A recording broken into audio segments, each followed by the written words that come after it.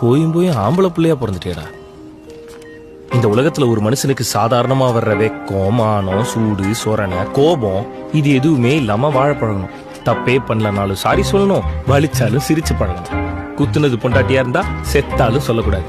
பிறந்ததுல இருந்து படிச்சு முடிக்கிற வரையும் பெத்தவங்களோட சந்தோஷம் தான் உன் சந்தோஷம். அவங்களோட கனவு தான் உன் கடமை. படிச்சு முடிச்சு வேலைக்கு போனதுக்கு அப்புறம் உன்னோட பாஸோட கனவு தான் உன்னோட டார்கெட்.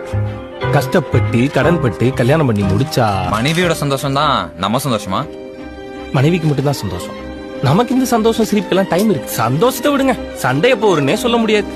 சம்பாதிக்கலாம்னா ஏன்டா சம்பாதிக்கலான்னு சண்டை வரும். சம்பாரிச்சா அவங்களுக்கு வேணும்ன்ற அளவு சம்பாதிக்கலான்னு சண்டை வரும். மாசம் பிறந்தா எதுக்கெல்லாம் செலவு பண்ணலான்னு சண்டை வரும். மாச கடைசியில செலவு பண்ண காசே இல்லைன்னு சண்டை வரும். செலவு பண்ணலன்னா கஞ்சன்னு, செலவு பண்ணா ஏன் சேவிங்ஸ் பண்ணலன்னு.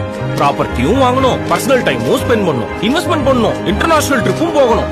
எது வேணும் வேணாம், பிடிக்கும் பிடிக்காது, முடியும் முடியாதுன்னு தெரிஞ்சு புரிஞ்சு சந்தோஷமா வச்சுக்கிறதுக்குள்ள போயும் உன்னையா கல்யாணம் பண்ண அப்படின்ற அந்த ஒத்த வார்த்தையில மொத்த டிப்ரெஷனை நம்ம தலையில இறக்கிடுவாளு.